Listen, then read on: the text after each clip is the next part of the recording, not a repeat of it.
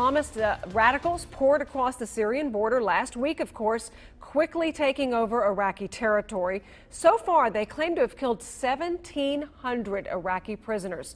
There is concern that ISIS could use Iraq as a base for terrorism, something the U.S. has already fought to prevent.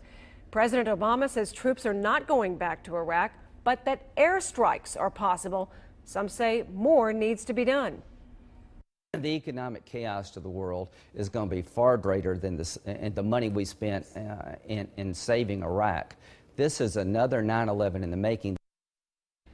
As this story continues to develop, the father of a well-known local soldier killed in Iraq says President Obama needs to send troops back before it's too late. 9 on Your Side's Amy Wattis joins us with his reaction. Amy?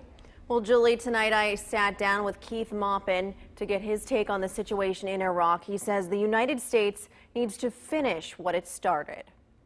I sat down with Keith Maupin on this Father's Day inside the Yellow Ribbon Support Center in Mount Carmel to talk about the situation in Iraq. Maupin lost his son, Army Sergeant Matt Maupin, 10 years ago. Iraqi terrorists took him hostage in an ambush of his convoy. He was later killed. I'm hoping that Obama will change his mind. Keith says President Obama needs to step it up in Iraq in order to have a chance at winning. If Obama don't want to send troops over there, what's he going to do? You know, you don't have an airstrike without sending boots on the ground. He says you don't negotiate with terrorists. Now that he's made that trade for those bad guys, that puts every American in the world in a bad situation, because now you got to be extremely careful where you go. Because even the bad guy, one of the bad guys says, now all we have to do is capture one, and we're not going to capture just a nobody. They'd rather have one soldier than 100 people that don't mean nothing.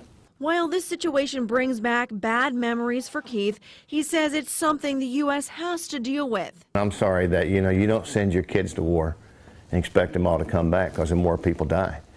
But if you're going to send them to war, send them to win, whatever it takes.